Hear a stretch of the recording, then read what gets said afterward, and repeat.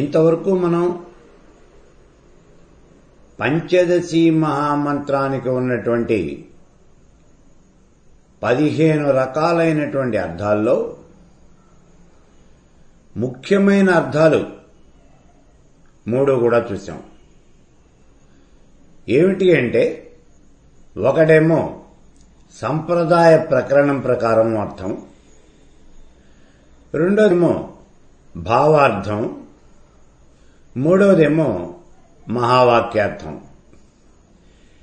ఏ రకంగా చూసినప్పటికీ కూడా ఈ పంచదశి మహామంత్రానికి అధిదేవత అనేది ఆ పరమేశ్వరి అని, జీవాత్మ పరమాత్మల యొక్క ఏకీభావం ఇదే ఈ మంత్రంలో చెప్పబడుతూ ఉన్నది. తత్వమసి అనేటటువంటి ఈ మహావాక్యార్థమే ఈ మంత్రంలో చెప్పబడుతూ ఉన్నది. ఈ విషయం దాకా మనం చెప్పుకున్నాం. ఇప్పుడు చూడండి, అమ్మవారిని గురించి చెప్పేటప్పుడు ఆవిడికి 3 రకాలైనటువంటి రూపాలు ఉన్నాయి అన్నాం. ఒకటి స్థూల రూపము, రెండోది సూక్ష్మ రూపము, మూడోది కారణ రూపం. స్థూల రూపము అంటేనేమో ఆ దేవి యొక్క రూపము అంటే చతుర్భుజే చంద్రకళావతంసే కుచోన్నతే కుంకుమరాగసోణే పుండ్రేక్షు పాశాంకుశ పుష్పబాణ హస్తే, ఇది ఆవిడ యొక్క రూపం. దీన్ని స్థూల రూపము అన్నాం. సూక్ష్మ రూపము అంటే ఏమిటి? మంత్రమే సూక్ష్మ రూపం. ఈ పంచదశి మహామంత్రం అనేది అమ్మవారి యొక్క సూక్ష్మ రూపం. ఇకపోతే కారణ రూపం, ఇది యంత్రం.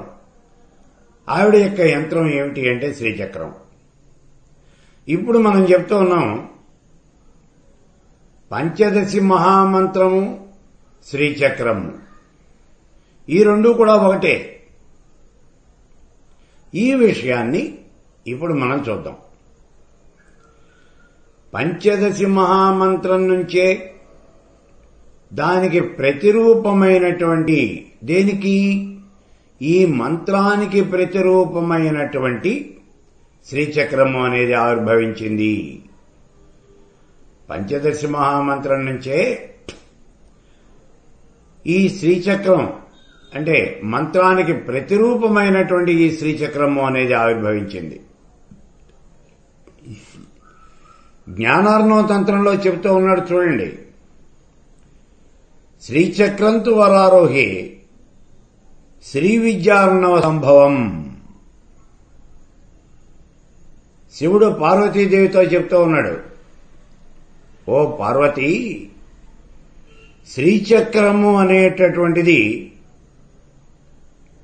పంచదశి మహామంత్రంలో ఉన్నటువంటి బీజాక్షరాల వల్లనే ఆవిర్భవించింది అని చెబుతూ ఉన్నాడు.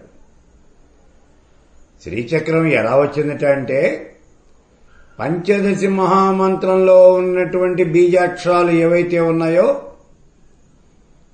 ఆ బీజాక్షరముల వల్లనే ఈ శ్రీచక్రము అనేది ఆవిర్భవించింది.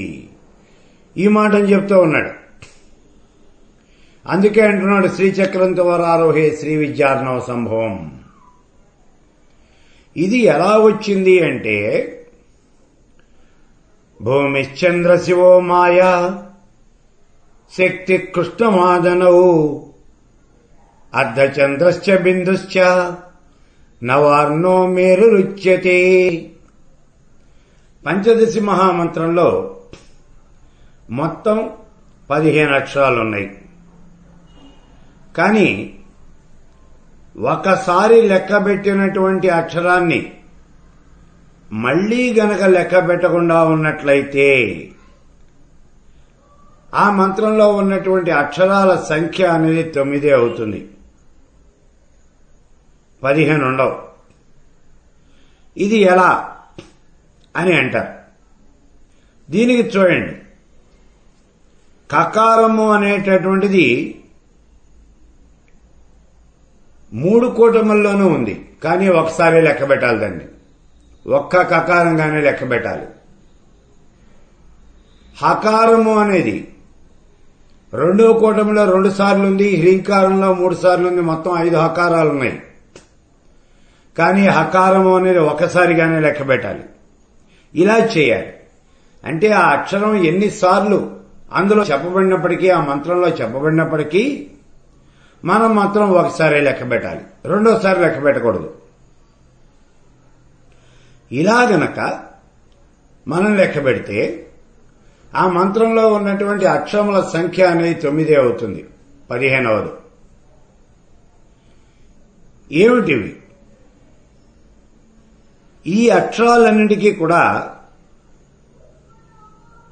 ఇప్పుడు ఈ అక్షరాలు 9 ఉన్నటువంటివి బీజాక్షరాలు అన్నాం. దేనికి బీజాలు ఇవి? అదే చూడండి. ఇప్పుడు లకారము పృథ్వీ బీజం, సకారము చంద్రబీజం, హకారము శివబీజం, ఈకారము మాయ, ఏకారము శక్తి, రేఫా కృష్ణమాద్య, కకారము మాదన, నాదము అర్ధచంద్రం, బిందువు బిందువు. ఇలా ఎందుకు చెబుతూ ఉన్నామంటే భూమిశ్చంద్ర శివో మాయా శక్తి కృష్ణమాదనవు అర్ధచంద్రస్య బిందుశ్చ నవార్ణో మేరురుచ్యతే అంటూ ఉన్నాడు. ఈ 9 అక్షరముల యొక్క సముదాయమే పంచదశి మహామంత్రము అంటే. ఈ అక్షరాలే మళ్లీ మళ్లీ వాడుకున్నారు అందులో, అంతే. ఈ అక్షర సముదాయం వల్లనే శ్రీచక్రము అనేది ఆవిర్భవించింది అని చెప్తా ఉన్నాడు. ఎలా వచ్చింది? చాలా జాగ్రత్తగా చూడండి. గతంలో చెప్పాను, ఈ శ్రీ విద్య అనేది చాలా గొప్పదైనటువంటి సైన్స్ అని. ఆ సైన్స్ ఎలాగో చూడండి. ఇక్కడ మొట్టమొదటి చెప్తూ ఉన్నాడు లకారము పృథ్వీ బీజం. ఇది ఈ పృథ్వీ బీజం వల్ల శ్రీచక్రంలో ఉన్నటువంటి భూపురము అనేది పుట్టింది. రెండవది సకారము, ఇది చంద్రబీజం. ఈ చంద్రబీజం వల్ల రెండవ ఆవరణ అయినటువంటి షోడశ దళము అనేది ఆవిర్భవించింది. మూడవది హకారము శివబీజం. దీనివల్ల అష్టమూర్త్యాత్మకమైనటువంటి అష్టదళము అనేది వచ్చింది. నాలుగవది ఈకారము, ఇది మాయాబీజం. దీనివల్ల చతుర్దశ భువనాలకి కూడా ప్రతీకగా చతుర్దశారము అనేది వచ్చింది. ఏకారము శక్తి బీజం. దీనివల్ల దశావతారాలకి ప్రతీకగా బహిర్దశారము అనేది ఆవిర్భవించింది. రకారము అగ్నిబీజం. దీనివల్ల అగ్ని కళలతో కూడినటువంటి అంతర్దశారము అనేది వచ్చింది. కకారము మన్మథ బీజం. దీనివల్ల అష్ట వసువులకు ప్రతీక అయినటువంటి అష్టకోణము అనేది ఏర్పడింది. అర్ధచంద్రము త్రిగుణాత్మకం. ఇది దీనివల్ల త్రికోణము అనేది ఏర్పడింది. ఆఖరగా ఉన్నది 9వది బిందువు. ఇది పరబ్రహ్మాత్మకం. దీనివల్లే బిందువు అనేది ఏర్పడింది. ఈ రకంగా పంచదశి మహామంత్రంలో ఉన్నటువంటి బీజాక్షరాల వల్లే ఆ మంత్రానికి ప్రతీక అయినటువంటి శ్రీచక్రము అనేది ఆవిర్భవించింది అని ఈశ్వరుడు పార్వతీదేవికి చెప్తూ ఉన్నాడు. ఇక్కడ శ్రీ విద్య అంతా పార్వతీదేవి అడిగింది, శ్రీ విద్య అంటే ఏమిటి అసలు, ఈ శ్రీ విద్యను గురించి నాకు వివరించవలసింది అని. దేవదేవ మహాదేవ, పరిపూర్ణ దయానిధి, నువ్వు నాకు ఆ శ్రీ విద్యను గురించి ఉపదేశించవయ్యా అని అడిగింది. ఆ ఈశ్వరుడు చెప్తూ ఉన్నాడు. ఇప్పుడు ఈ శ్రీచక్రము అనేది ఓ పార్వతీదేవి పంచదశి మహామంత్రం నుంచి ఆవిర్భవించింది అని చెప్పాడు. ఇక భాస్కర్ రాయల వారు వరివస్యారహస్యము అనేటటువంటి గ్రంథాన్ని రాశారు అని చెప్పాను. ఆ గ్రంథానికి నేను తెలుగులో వివరణ కూడా ఇచ్చాను అని చెప్పాను. వరివస్యారహస్యము అనేది నా పేరుతో ఉంది. భాస్కర్ రాయల వారు రాసినటువంటి వరివస్యారహస్యం ఆయన సంస్కృతంలో రాశారు. దానికి నేను తెలుగులో వివరణ అనేది రాశాను. ఆయన ఈ వరివస్యారహస్యం రాస్తూ ఈ పంచదశి మహామంత్రానికి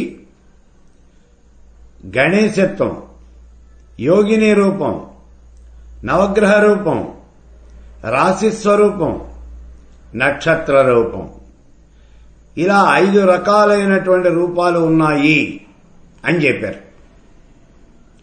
ఏమిటి ఈ 5 రకాలైనటువంటి రూపాలు? మొట్టమొదటిది గణేశత్వం. అసలు ఈ మంత్రానికి గణేశత్వము అనేది ఎలా వచ్చింది? చాలా జాగ్రత్తగా చూడండి. గణేశత్వము అంటే ఏమిటి? గణములకు ఆధిపత్యత్వం ఏదైతే ఉన్నదో అదే గణేశత్వం. గణాలకు అధిపతి గణేశుడు. ఇప్పుడు ఈ మంత్రంలో అకారాది వర్ణాలు అంటే ఆ నుంచి అహా వరకు ఉన్నటువంటి అచ్చులన్నీ కూడా వాగ్భవకూటమి, కా నుంచి తా వరకు ఉన్న 16 అక్షరాలు కామరాజకూటమి, తా నుంచి సా వరకు ఉన్నటువంటి 16 అక్షరాలు శక్తికూటమి. అలాగే పరా, పశ్యంతి, మధ్యమ, వైఖరి అనేటటువంటి వాక్కు యొక్క గణాలు ఇవి 4. అలాగే వ్యష్టి, సమిష్టి ఈ విభేదం చేత విద్యా స్వరూపం చెప్పబడుతూ ఉన్నది. ఈ రకంగా వర్ణస్వరూపం కలిగినటువంటిది. ఇవన్నీ కూడా గణాలు గణాలుగా ఉన్నాయి. కాబట్టి పంచదశి మహామంత్రానికి గణేశత్వము అనేది వచ్చింది అని చెబుతూ ఉన్నారు భాస్కర్ రాయల వారు. అలాగే యోగిని రూపం కూడా వచ్చింది అని చెప్తూ ఉన్నారు ఈ మంత్రానికి. యోగినులు ఎంతమంది అంటే యోగినులు ఇక్కడ మనకి ఎంతమంది ఉన్నారో చూడండి. ఈ మంత్రంలో హ్రీంకారాలు 3, అవి లేని కూటములు 3, వెరసి 6. యోగిన్లు 6. యోగిన్లు అంటే ఎంతమంది ఉన్నారో చూడండి అని ఇందాక మీకు చెప్పాను. ఎందుకంటే మీరు 9 మంది అనుకుంటారు అని. మీరు 9 మంది ఎందుకు అనుకుంటారు అంటే మొట్టమొదటిలో మనం చెప్పుకున్నాం చూడండి. అక్షర సమన్వయాన్ని 3 భాగాలు చేసి అలాగే అక్కడ యోగిన్లు కూడా 9 మంది యోగిన్లని అని చెప్పుకున్నాం. అక్కడ మీరు యోగిన్లు 9 మంది అనుకుంటారని ఒక్కసారి మీరు ఎంతమంది ఉన్నారో గుర్తు తెచ్చుకోండి అన్నాం. మీరు వెంటనే 9 మంది అనుకుంటారు యోగిన్లు. కానీ కాదు, ఇక్కడ 6 యోగిన్లు. ఈ 6 యోగిన్లు కూడా ఎవరు అంటే షట్చక్రాలలో ఉండేటటువంటి యోగిన్లు. డాకిని, రాకిని, లాకిని, కాకిని, సాకిని, హాకిని అనేటటువంటి యోగిన్లు వీళ్ళు 6. ఈ 6 మంత్రంలో ఉన్న హ్రీంకారాలు 3, హ్రీంకారం లేకుండా ఉన్నటువంటి కూటములు 3, వెరసి 6. కాబట్టి పంచదశి మహామంత్రానికి యోగిని రూపం వచ్చింది అన్నారు. అలాగే నవగ్రహ రూపం. ఈ మహామంత్రంలో బిందువులు 3, నాదములు 3, బిందువులు నాదములు లేనటువంటి కూటములు 3, వెరసి 9. బిందువులు 3, నాదములు 3, బిందువులు నాదములు లేనటువంటి కూటములు 3, వెరసి 9. ఇప్పుడు గ్రహాలు అంటే ఇవి నవగ్రహాలు, ఇవి 9. కాబట్టి పంచదశి మహామంత్రానికి నవగ్రహం, నవగ్రహత్వము అనేది వచ్చింది, నవగ్రహ రూపము అనేది వచ్చింది అని చెప్తూ ఉన్నారు. ఇక రాశి స్వరూపం, రాశులు 12, మేషం దగ్గర నుంచి మీనం దాకా 12 రాశులు. ఈ పంచదశి మహామంత్రంలో 15 అక్షరాలు ఉన్నాయి, మొత్తం బీజాక్షరాలు. ఈ 15లోనూ 3 హ్రీంకారాలు తీసివేస్తే మిగిలినటువంటి 12 అక్షరాలు. రాశులు 12, ఇక్కడ అక్షరాలు 12. కాబట్టి ఈ మంత్రానికి రాశి రూపం వచ్చింది అన్నారు. ఇక నవగ్రహ రూపం, నక్షత్ర రూపం. నక్షత్ర రూపము అంటే ఏమిటి? ఇక్కడ నక్షత్రాలు మొత్తం 27. అశ్విని, భరణి, కృత్తిక, రోహిణి, మృగశిర మొదలైనటువంటి నక్షత్రాలు 27 నక్షత్రాలు ఉన్నాయి. అయితే సంప్రదాయ ప్రకరణంలో మూల విద్యలో 37 వర్ణాలు ఉన్నాయి. చాలా జాగ్రత్తగా చూడండి దీన్ని. సంప్రదాయ ప్రకరణంలో మూల విద్యలో 37 వర్ణాలు ఉన్నాయి. 37 వర్ణాలు ఎలా ఉన్నాయి? ఇది పెద్ద అనుమానం మనకి. ముందుగా అసలు మంత్రం ఏమిటో చూడండి. కయేయేల హ్రీం హసకహల హ్రీం సకల హ్రీం, ఇదే మంత్రం. ఇందులో ముందుగా హ్రీంకారాన్ని చూడండి. హ్రీంకారంలో ఏ అక్షరాలు ఉన్నాయి? అసలు హకారం ఉంది, ఈకారం ఉంది, రకారం ఉంది, బిందు ఉంది, నాదం ఉంది. హ్రీం అనబడుతోంది. అంటే ఈ హ్రీంకారంలో మొత్తం 5 వర్ణములు ఉన్నాయి. ఇలా గనక లెక్క పెట్టినట్లయితే ఒక్కొక్క హ్రీంకారంలోనూ 5 వర్ణములు చొప్పున మంత్రంలో మొత్తం 3 హ్రీంకారాలున్నాయి. 3 5 15 వర్ణములు అన్నాడు. 3 × 5 15 వర్ణాలు ఇక్కడ లెక్క తేలినాయి. తర్వాత హల్లులున్నాయి. ఇందులో ప్రతి హల్లులోనూ 2 అక్షరాలుంటాయి. ఒక హల్లు, ఒక అచ్చు. చూడండి, ఇక మొట్టమొదటి అక్షరం కా. కా అంటే క ప్లస్ ఆ, కా. అలాగే ల్ ప్లస్ ఆ, లా. ఇలా మనం చూసినట్లయితే మొట్టమొదటి ఖండంలో కా, లా ఈ 2 కూడా హల్లులు. అలాగే రెండవ ఖండంలో హ, స, క, హ, లా ఇవన్నీ కూడా, అంటే రెండవ ఖండంలో ఉన్నటువంటివన్నీ కూడా 5 బీజాక్షరాలు కూడా హల్లులే. ఇక మూడవ ఖండంలో గనక చూసినట్లయితే స, క, ల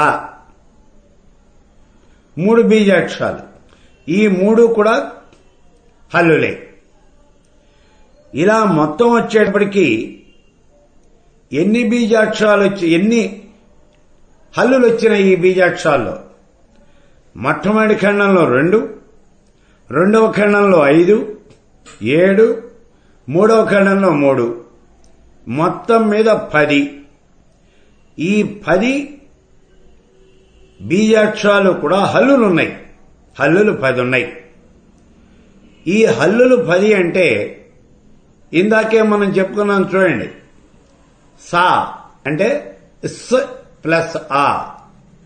ప్రతి హల్లులోనూ ఒక అచ్చు, ఒక హల్లు ఉన్నాయి. కాబట్టి ఒక్కొక్క దాంట్లోనూ 2 వర్ణములు చొప్పున 10 హల్లుల యందు 10 × 2 20 వర్ణాలు ఉన్నాయి.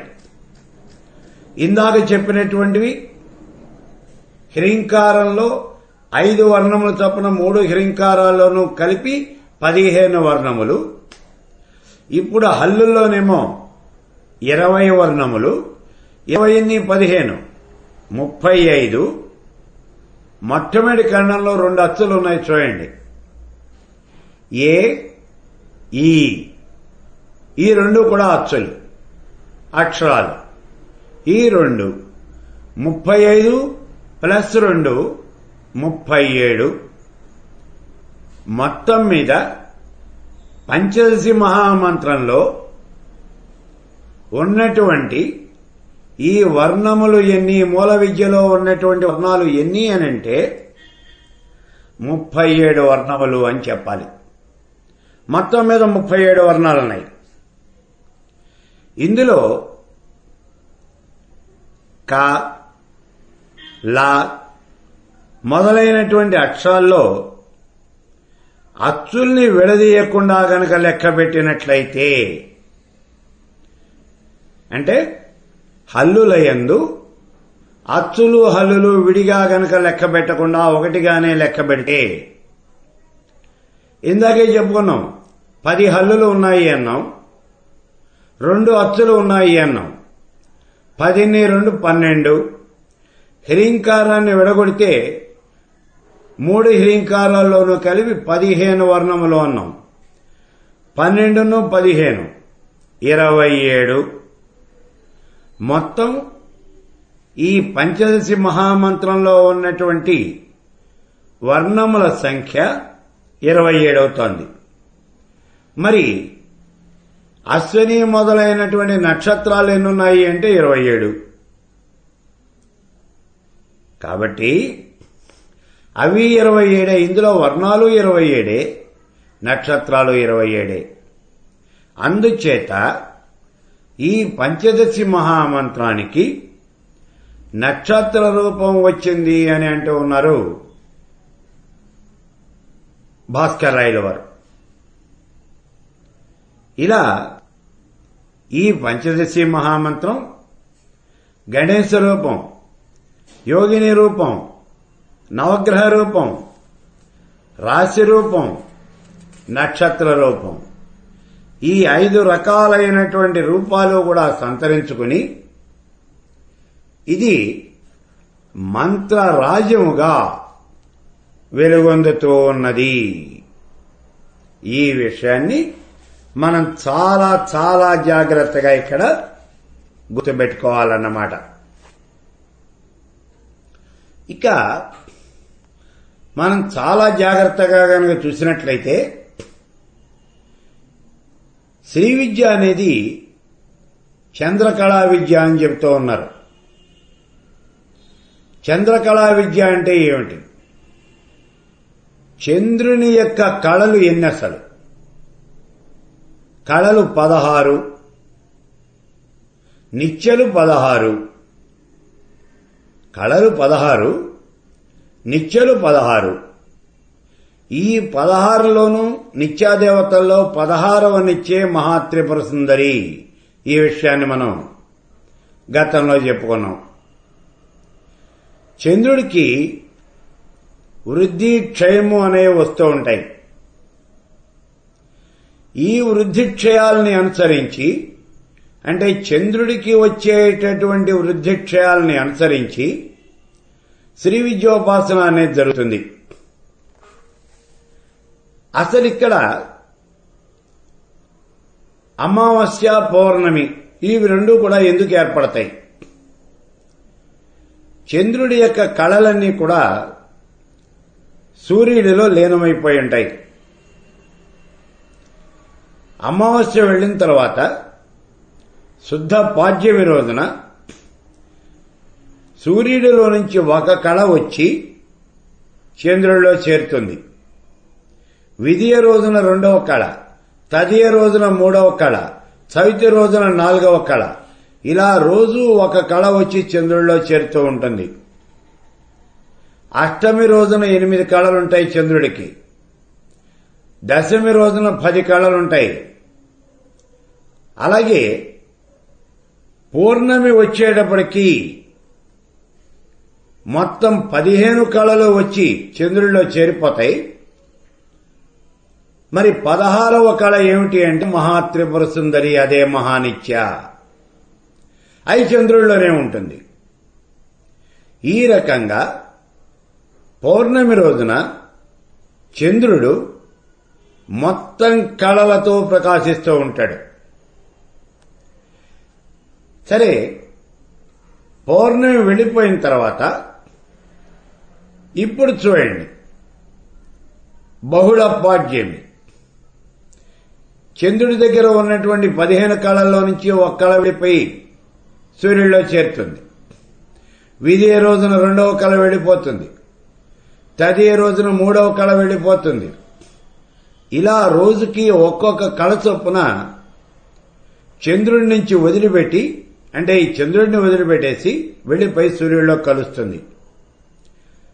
ఇలా వచ్చేటప్పటికి అమావాస్య వచ్చేటప్పటికి మొత్తం కళలన్నీ కూడా చంద్రుడిని వదిలిపెట్టేసి సూర్యుడిలో చేరతాయి.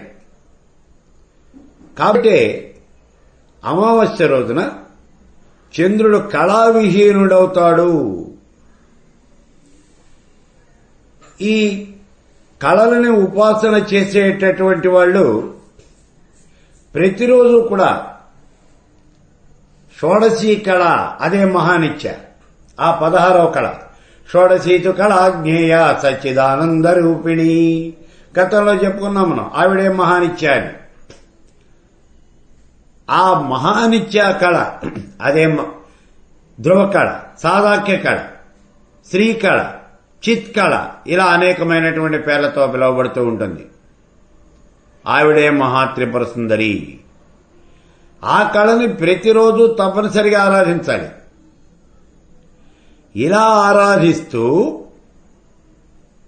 ఇలా ప్రతిరోజు మహానిత్యని ఆరాధిస్తూ, ఆ రోజున ఉన్నటువంటి తిథి యొక్క కళ ఏదైతే ఉందో ఆ కళను కూడా అర్చన చేయాలి.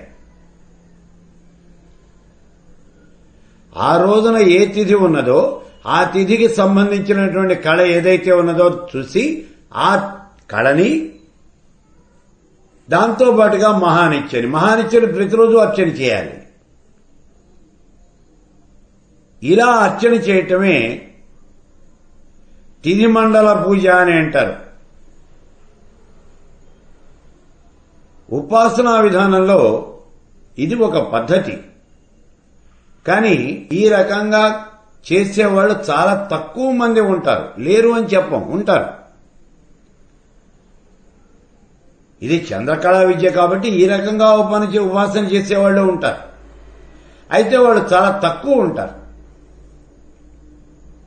ఇక ఉపాసనా విధానంలో సాధన అనేటటువంటిది ఎప్పుడు చేయాలి? శుక్లపక్ష రాత్రుల యందు మాత్రమే చేయాలి అని చెబుతూ ఉన్నారు. చాలా జాగ్రత్తగా చూడాలి. ఇక్కడ చంద్రకళా విద్య అని ఈ శ్రీ విద్యని ఎందుకు చెబుతూ ఉన్నాము ఇక్కడ చూడండి. ఈ శ్రీ విద్యోపాసన అనేది రాత్రులందు చేస్తాం. ఎప్పుడు చేస్తాం? శుక్లపక్ష రాత్రుల యందు మాత్రమే చేయాలి. అంటే అమావాస్య వెళ్లిపోయిన తర్వాత నుంచి వృద్ధి చంద్రుడు ఉన్నటువంటి సమయంలో మాత్రమే చేయాలి. క్షీణచంద్రుడు ఉన్నప్పుడు చేయకూడదు. ఇది దాంట్లో ఉన్నటువంటి నియమం.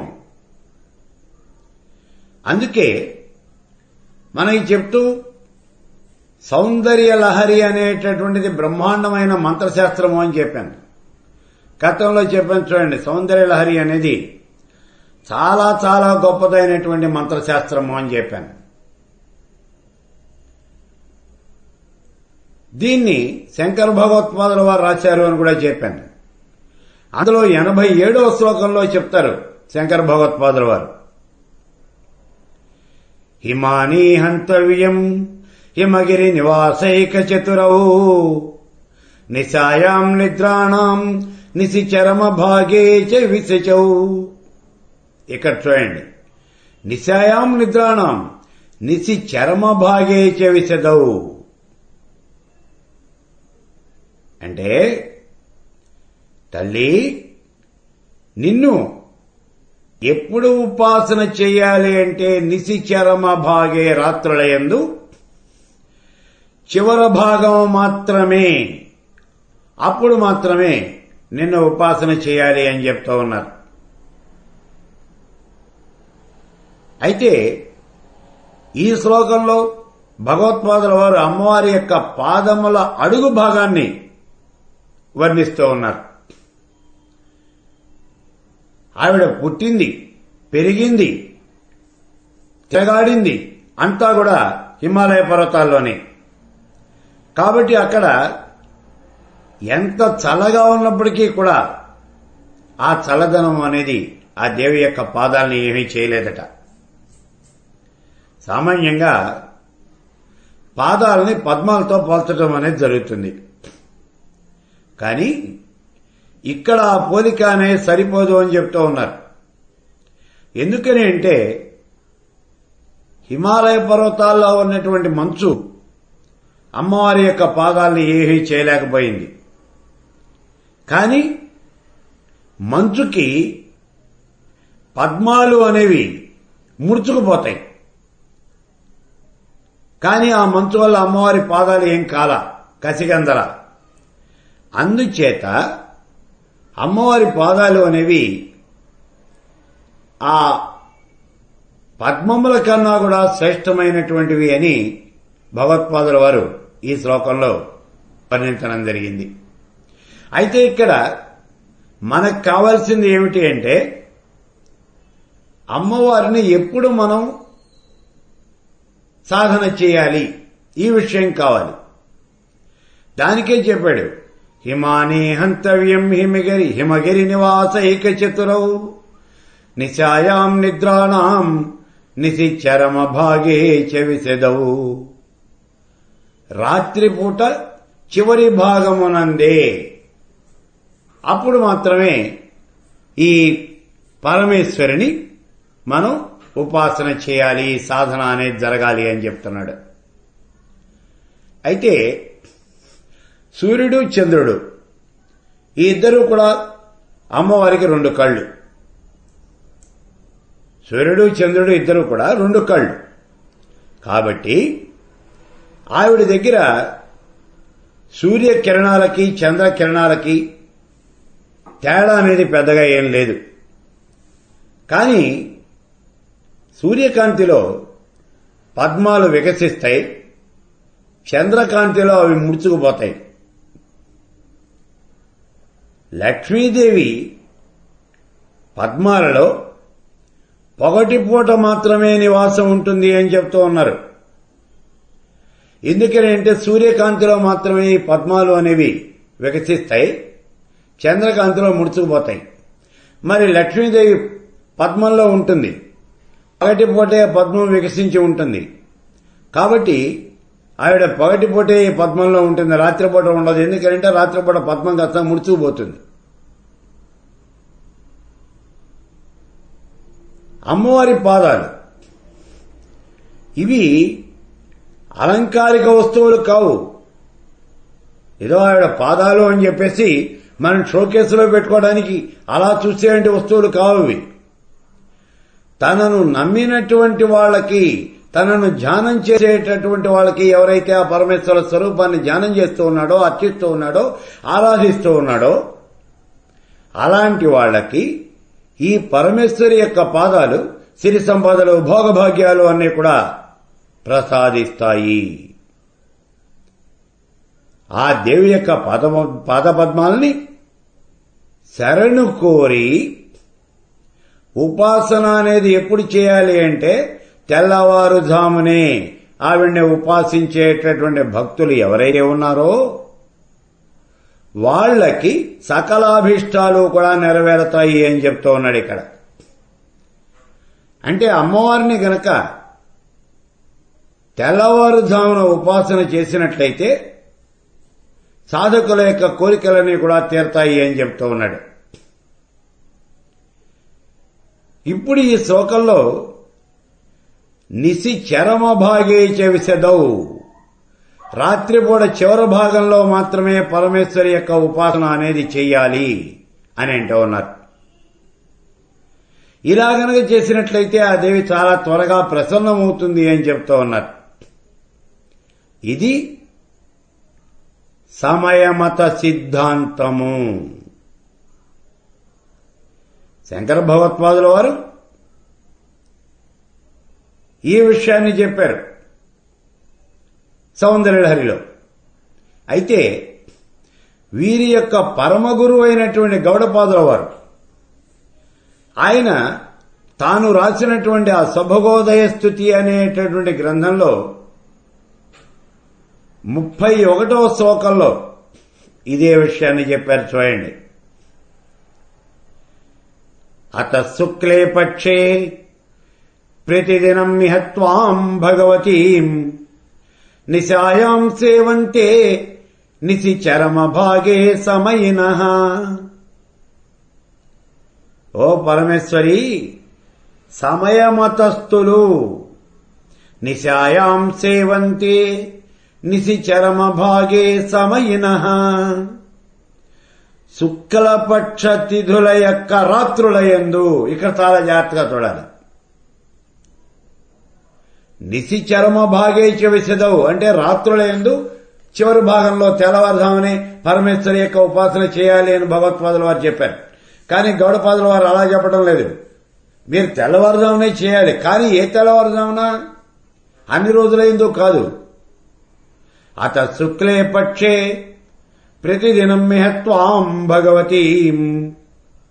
శుక్లపక్షం రోజుల్లో మాత్రమే నిశాయాం సేవంతే నిశిచరమ భాగే సమయినః. శుక్లపక్షపు రాత్రుల యందు మాత్రమే ఆ పరమేశ్వరిని ధ్యానం చేయాలి, ఉపాసన చేయాలి. అది కూడా తెల్లవారుజామున యందే చేయాలి అని చెప్తూ ఉన్నారు. ఎందుకని అంటే శుక్లపక్ష రాత్రుల యందు కుండలిని ప్రబోధము అనేది జరుగుతుంది. శరీరంలో దేవయానమైనటువంటి ఇడానాడి, అందులో చంద్రుడు, పితృయానమేమో పింగళానాడి, ఇందులో సూర్యుడు,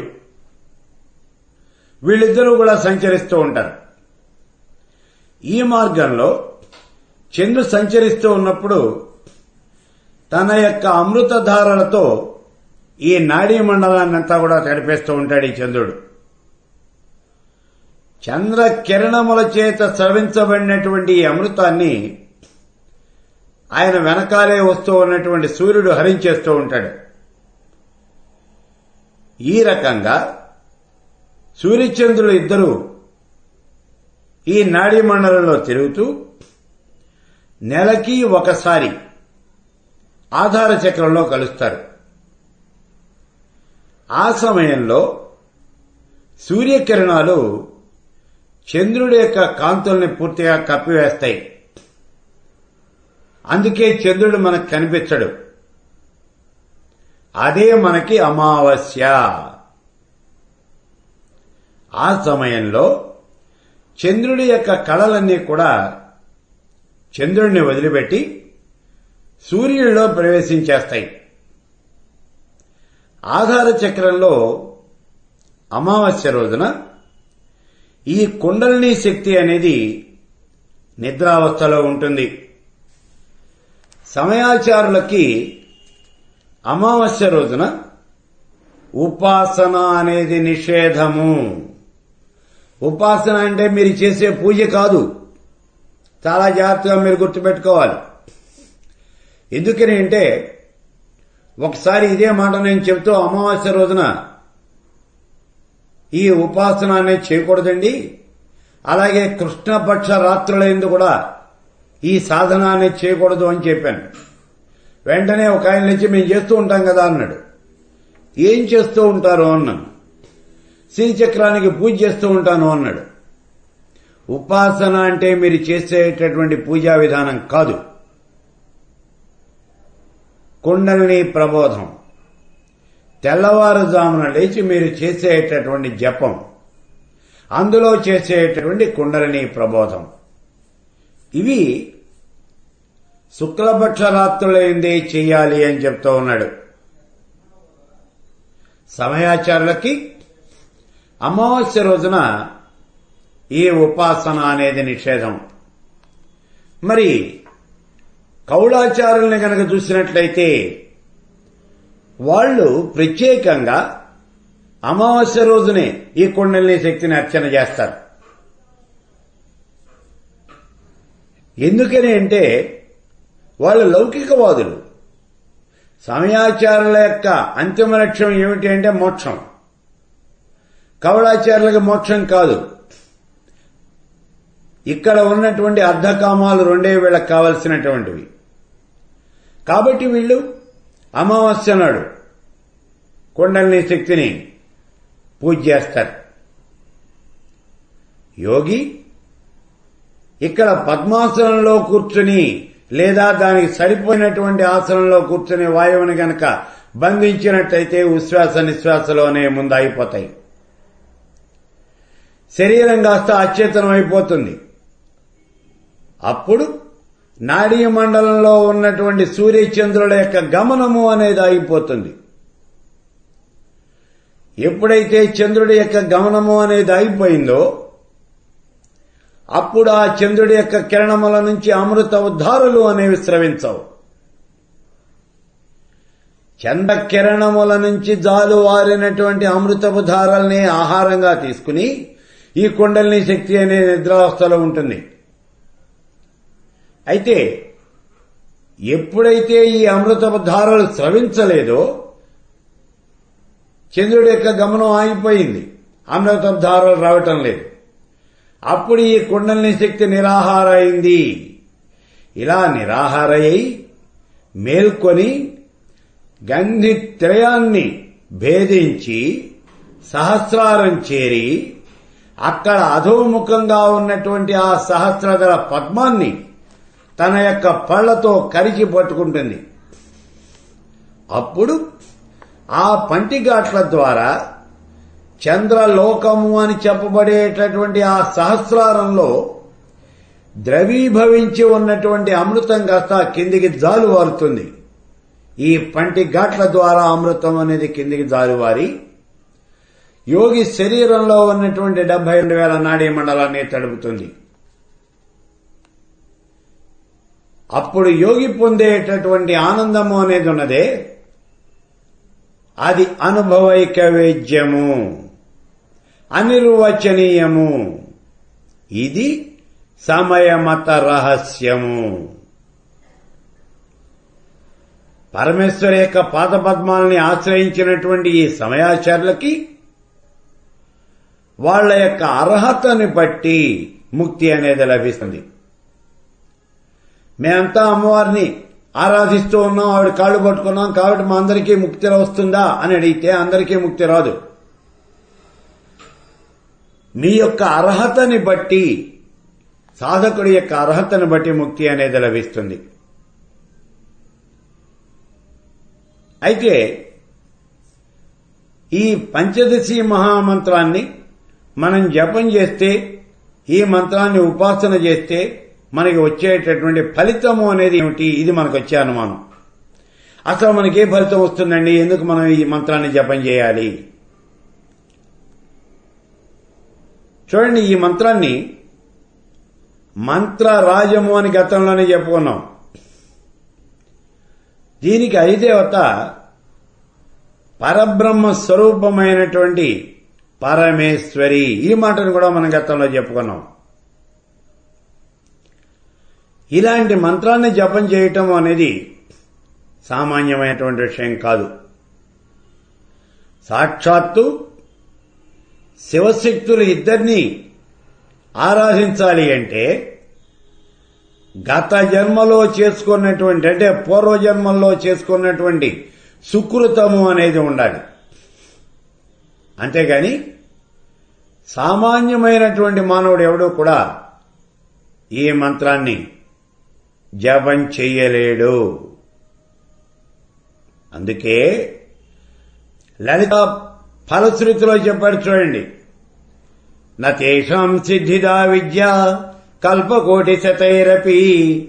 ఈ విషయం తెలియకుండా కల్పాంతం దాకా ఈ మంత్రాన్ని మనం ఉపాసన చేసినప్పటికీ అది సిద్ధించదు అని చెప్తూ ఉన్నాడు. ఏ విషయాన్ని తెలుసుకోవాలట?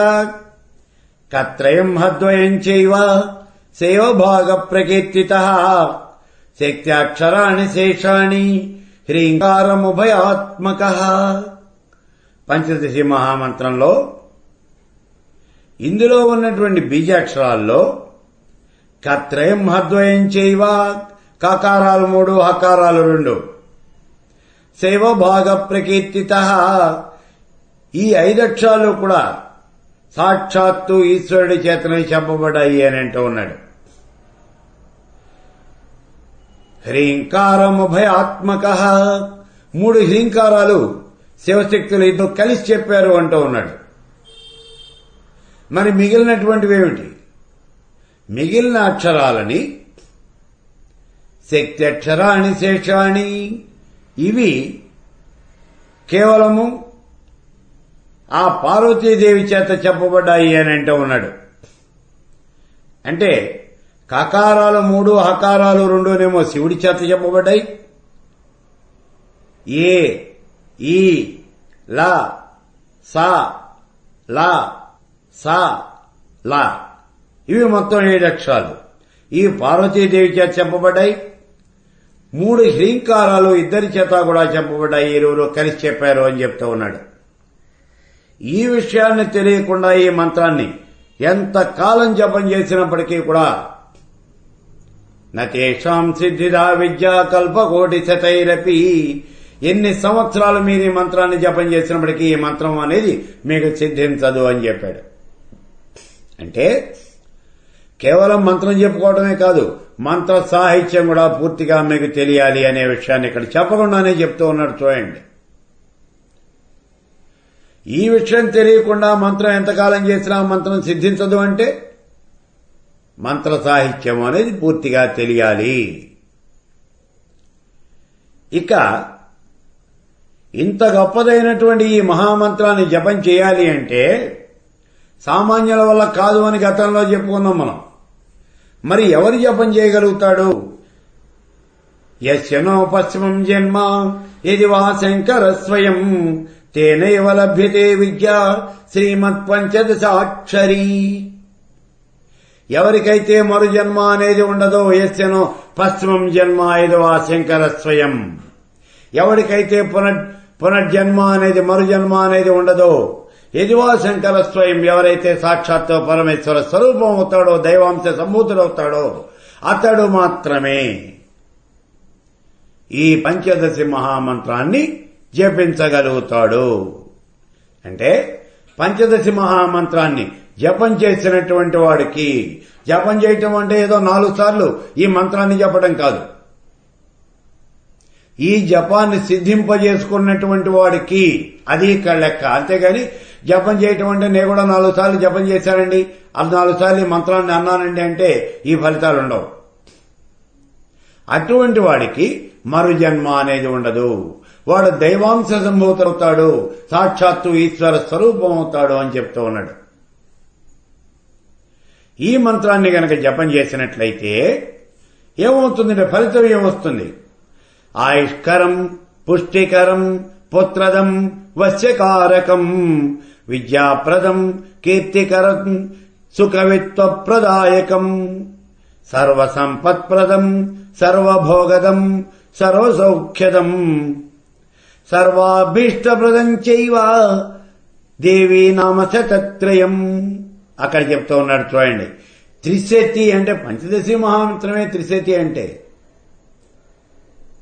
త్రిశతి అంటే ఇంకేదో విడిగా ఉన్నది అని అనుకోకూడదు, పంచదశి మహామంత్రమే త్రిశతి.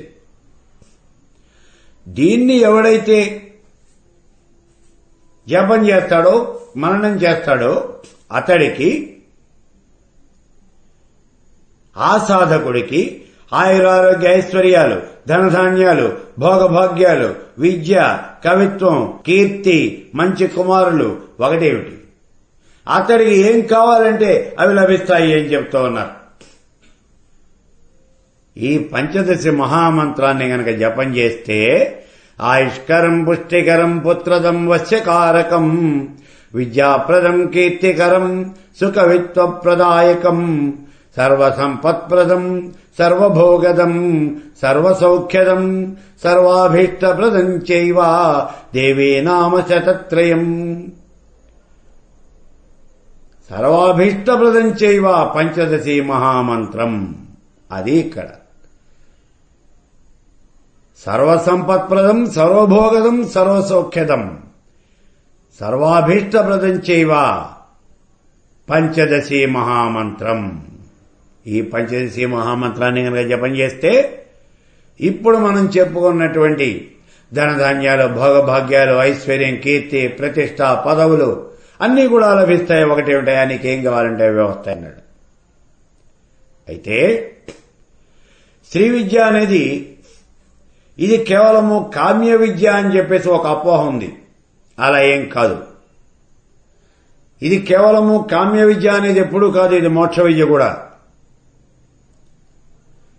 మరి కామ్య విద్యను ఎందుకన్నారండి? ఎవరన్నారు? తెలియనటువంటి అజ్ఞానులు చెప్తూ ఉన్నారు ఇది కామ్య విద్య అని, అంతే. వాళ్ళకి విషయం తెలియక అనేక రకాలుగా మాట్లాడుతూ ఉన్నారు. వాళ్ళని ముందు శ్రీ విద్య అంటే ఏమిటో పూర్తిగా తెలుసుకోమనండి, అప్పుడు చెప్పమనండి ఇది కామ్య విద్య మోక్ష విద్య. పంచదశి మహామంత్రాన్ని దేవత ఎవరు అంటే సాక్షాత్తు పరమేశ్వర స్వరూపమా? ఆ మంత్రం ఎట్లా వచ్చింది అంటే పంచభూతముల యొక్క పంచీకరణ వల్ల ఈ మంత్రం ఏర్పడిందా? అందులో ఉన్నటువంటి ప్రతి అక్షరానికి ఒక దేవత చెప్పబడింది. ఆ దేవత ఎవరు అంటే త్రిమూర్తి ద్వంద్వము అని చెప్తూ ఉన్నామా? వ్యష్టిగా త్రిమూర్తి ద్వంద్వం, సమిష్టిగా శాంత అంబిక అంటే శివశక్తులు అని చెప్తూ ఉన్నామా? మరి ఈ మంత్రంలో మహావాక్యార్థం ఏమిటి అంటే జీవాత్మ పరమాత్మల యొక్క ఏకీకరణము అని చెప్తూ ఉన్నామా? ఇది కామ్యప్రదమా? చూడండి, అర్థం ఏమైనా ఉందా చెప్పడానికి? ఇది కామ్యప్రదం కాదు, మోక్షప్రదం కూడా. అలా అని నీ కోరికలు తీర్చదు అని అంటం లేదు. ఇందాకే చెప్పాం, నీకు ఏం కావాలంటే అది ఇస్తుంది, సాధకుడు ఏం కోరుకుంటే అది ఇస్తుంది, నీ యొక్క అభీష్టం నెరవేరుతుంది అన్నాం. అయితే ఒక్క మాట మనం గుర్తుపెట్టుకోవాలి, మోక్షం కావాలి అంటే ఐహికమైనటువంటి సుఖాలన్నీ వదిలేయాలి. అలాగే ఐహికమైనటువంటి సుఖాలే అనుభవించాలి అనుకుంటే మోక్షాన్ని గురించి ఆలోచించకూడదు ఇంకా. అందుకే యత్రాపి భోగో నచ తత్ర మోక్షః, యత్రాపి మోక్షో నచ తత్ర భోగః. భోగం ఉంటే మోక్షం ఉండదు, మోక్షం ఉంటే భోగం ఉండదు. ఏదో ఒకటే వస్తుంది, నీకు రెండు రావు. కానీ శ్రీ సుందరీ సేవన తత్పరాణం, ఆ పరమేశ్వరుని ఎవరైతే ధ్యానం చేస్తూ ఉన్నారో, ఎవరైతే ఆరాధన చేస్తూ ఉన్నారో, ఎవరైతే అర్చన చేస్తూ ఉన్నారో వాళ్ళకి భోగస్య మోక్షస్య కరస్తయేవ. వాళ్ళకి భోగం కావాలంటే భోగం, మోక్షం కావాలంటే మోక్షం, ఏది కావాలి అంటే అది లభిస్తుంది అని చెప్తూ ఉన్నాడు. చూడండి, శ్రీ సుందరీ సేవన తత్పరాణం భోగస్య మోక్షస్య కస్తయేవ. ఆ పరమేశ్వరుని అర్చించేటటువంటి వాళ్ళకి భోగము మోక్షము ఏది కావాలి అంటే అది లభిస్తుంది. ఇది పంచదశి మహామంత్రము అంటే. ఈ మంత్రానికి ఐదేవత ఎవరు అంటే సాక్షాత్తు పరమేశ్వరి. మంత్రం ఎలా ఆవిర్భవించింది అంటే చరాచర జగత్తు నుంచి, పంచభూతాల నుంచి ఈ మంత్రము అనేది ఆవిర్భవించింది. ఈ మంత్రం మనకి ఏం చెబుతూ ఉన్నది అంటే పంచకృత్య పరాయణుడైనటువంటి ఆ పరమేశ్వర స్వరూపం ఇక్కడ జాగ్రత్త స్వప్న సుషుప్తి తురీయము తురీయాతీతము అనబడేటటువంటి పంచావస్థలతో కూడుకున్నటువంటి ఈ జీవుడు, ఈ రెండు కూడా సమానమే, ఈ రెండు కూడా ఏకీకృతమవుతాయి, ఈ రెండు కలిసిపోతాయి అని చెబుతూ ఉన్నది. అంటే జీవాత్మ పరమాత్మల యొక్క ఐక్యత అనేది వివరిస్తూ ఉన్నది ఈ మహామంత్రం.